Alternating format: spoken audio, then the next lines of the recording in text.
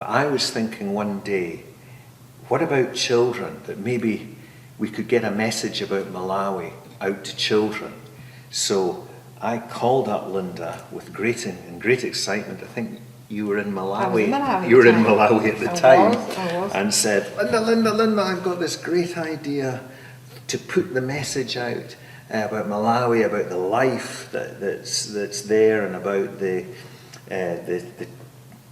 what Mums does there, and to put it in a picture book. I began to ask Linda for stories about children, and she told me a story about these twins who feature in the book. The second story, which interleaves with the main story, is a folk tale, and I collected that when I was in Malawi a couple of years ago with Linda and Julie.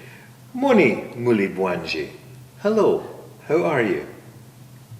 Dili bueno. I'm fine. Zikomo. Thank you. Muli bwanji? Dili bueno. Zikomo. I'm fine. Thank you. Thank you. So that's it.